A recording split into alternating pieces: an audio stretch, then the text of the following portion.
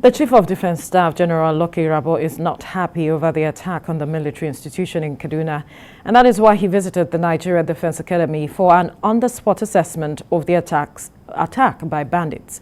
Now, the visit is to chart a way forward for further action, but that was after he was briefed on arrival by the NDA Commandant, Major General I.M. Yusuf.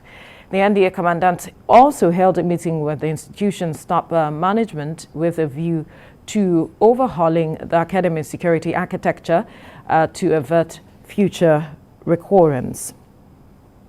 All right, joining me to discuss this is security consultant Darlington Umoru. Good morning. Thank you for joining us on TVC Breakfast. Good morning, Veronica, and my pleasure being here always. All right. But the situation, I don't know whether it has made the morning good. Right. Let's then begin from the attacks on the NDA formation. What your perception is of the incident? My perception is reduced further to the fact that our level of insecurity that ordinarily we thought was being improved upon is degenerating. The guts at which terrorists attack military formations, gives the common man the need not to sleep with their two eyes closed.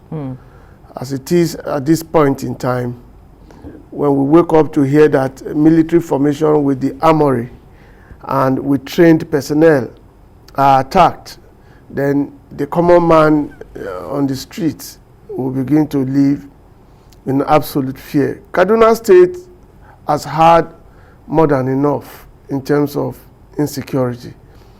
In the last 6 months, 7 months, 8 months to 1 year, there has not been peace. You wake up every morning, when you hear of stories of insecurity across the country, in 2 days, you hear one from Kaduna. It's either kidnapping, it's either fighting, it's either that some people have been killed. I woke up that morning with the news, reading the news of how the NDA was attacked, and I felt sorry for this country. If you know where the NDA is located, the NDA shares a fence with the route to the airport in Kaduna. Yes. From the airport, if you're driving out, you'll be seeing a part of the land space inside the NDA and from its fence. And from what was gathered, I think it was that same axis the terrorists used. But I don't know why sometimes we are quick to jump into conclusions when things happen in this country. We have different groups under the umbrella of terrorism. People will quickly say they are bandits. A report says it is close to armed robbery, a scenario like that of an armed robbery attack. Incident, yeah. That is to say that he does not really want to begin to give credit to the bandits immediately. Is that what it means? Well, that's my own interpretation. I don't know what he meant. Right. But for him not to immediately admit that it was, even though he has been largely criticized for saying that, to me, we have different groups under terrorism or terrorizing this country at the moment, which of course we cannot take away the fact that bandits, those we call bandits, are also a part of that, under that umbrella. Right. But immediately the thing happened, we begin to credit bandits. There are different areas where ordinarily whoever wants to investigate that matter will begin to look at it from. Absolutely, which is what they are going to do. But quickly, before you move forward, let me just draw your attention to something. You said that it shows the level to which our security situation has degenerated. But the president thinks otherwise. He says that this is going to ensure that it accelerates the total uprooting of evil in the polity, and that the resolve to address issues of insecurity, the morale of those at the forefront is not affected. We understood all of that. You do not expect Mr. President to come out and cave in, give you a statement of defeat. It's not possible. He's a soldier, whether you like it or not. And don't forget that at times like this, both the terrorists and the terrorized, they need propaganda. You either need propaganda or PR to either win the war and encourage the people to stay steadfast. Look at what has happened in Afghanistan.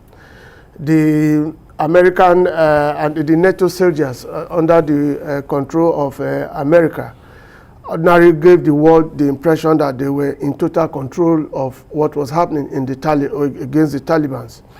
Don't forget that these same Americans at the time, even when some people will tell you in Nigeria that you don't negotiate with terrorists, did negotiate with through the King of Qatar to negotiate for the release of Sergeant Bo, where 5 deadly Taliban leaders were released from Gautama Bay.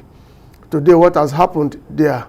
You see, the effect of what has happened in Afghanistan is not good for the world. If terrorism can take charge, control of a state, if the state apparatus, military apparatus can cave in, then it means that the people are hopeless. If NATO, under the Americans' watch, were told to get out of Afghanistan, and then shortly after they did, the Taliban took over. It didn't take so long, because even, I'm sure the Taliban never expected that it was going to be that fast for a war they have fought for over 20 years. And then all of a sudden, under the administration of Biden, they had to leave. They're told they're given 31st to leave. And then the Taliban are saying now, threatening that that date will not be extended. You know the implication of that? They say there will be an implication. That date will not be extended. It means that every evacuation must end on the 31st of this month.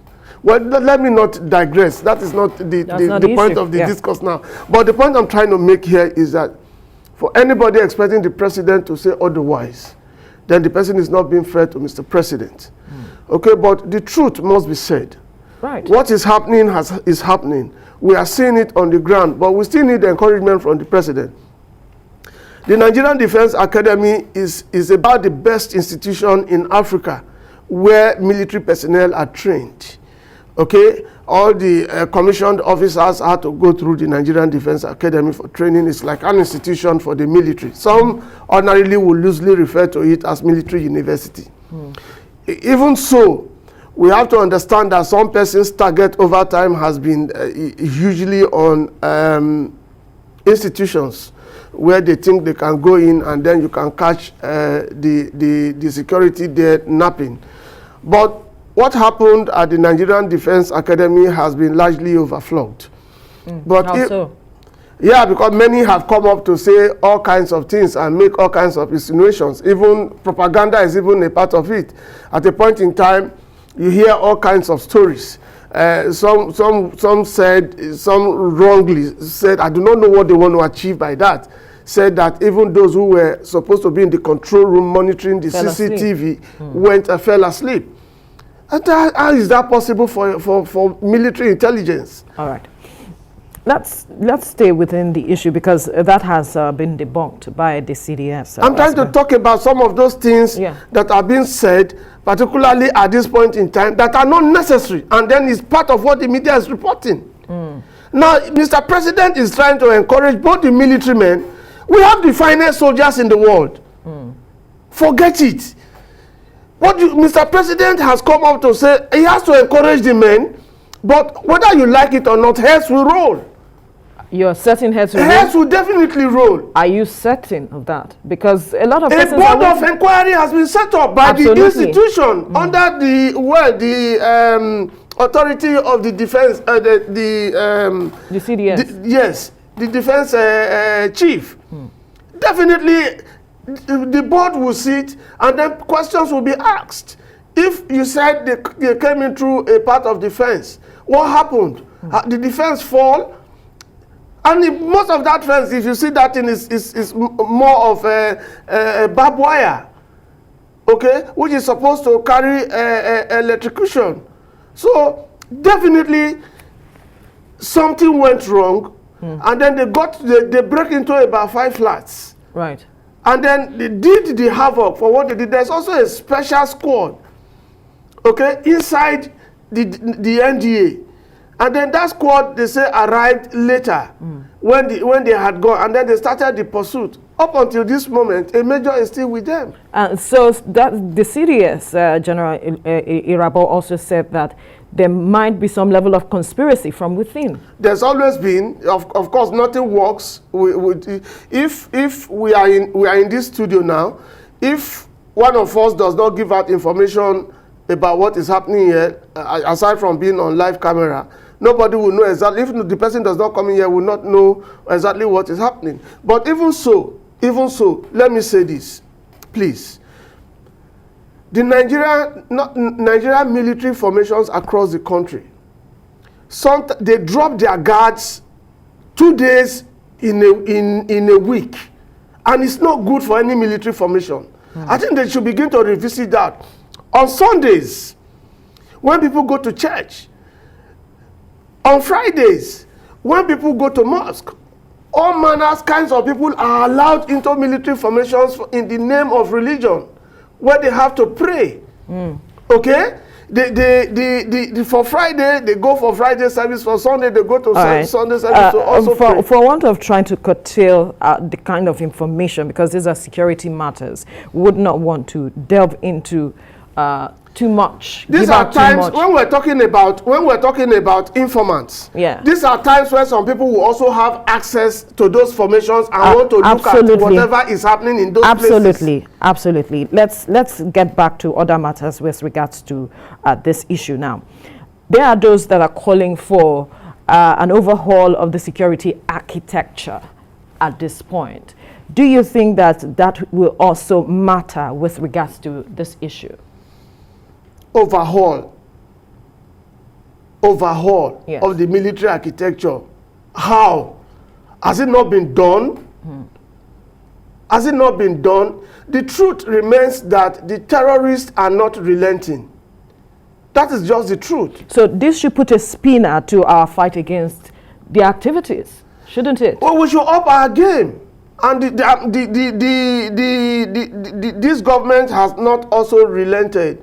Recently, we were here to talk about the receipt of the Tucanos. Yes. Recently, I was also here to talk about the receipt of,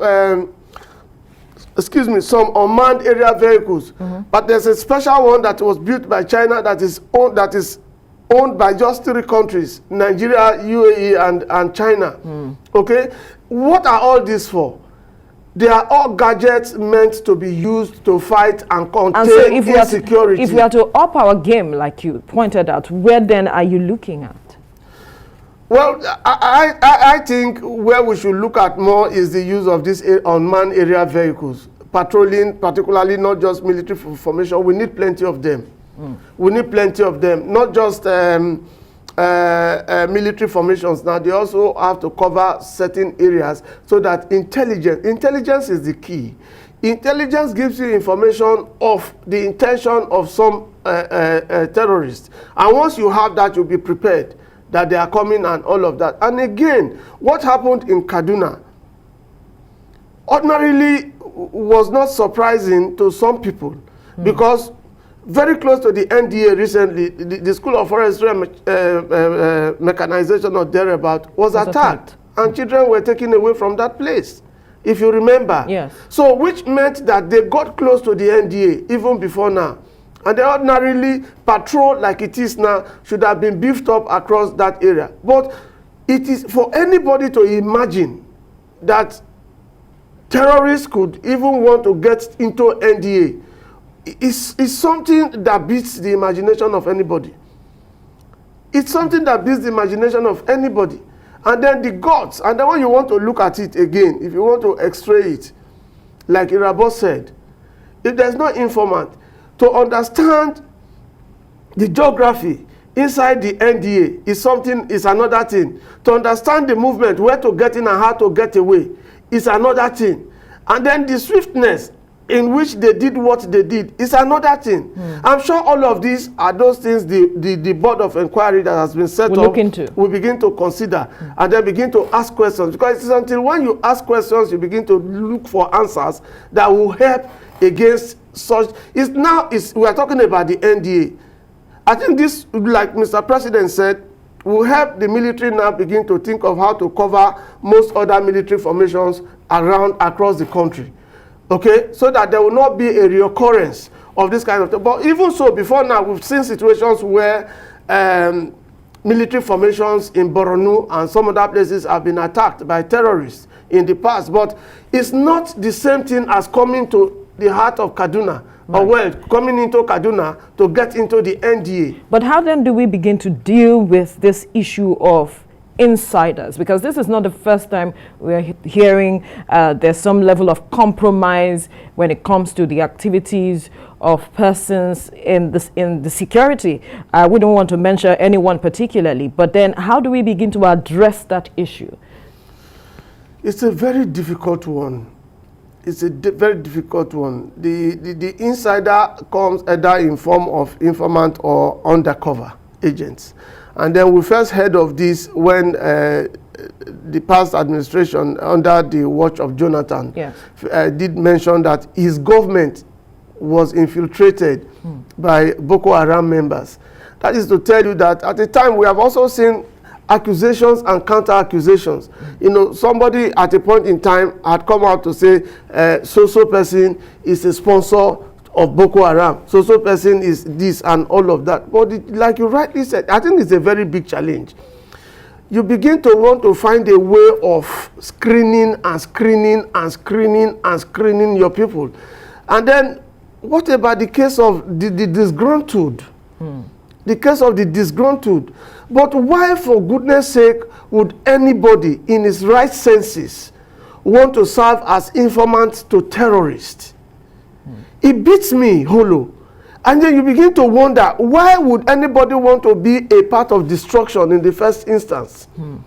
Now, kidnapping has become big business for bandits. Now, I think the basic thing we should begin to look at, like El-Rufai did say, is how to crush them.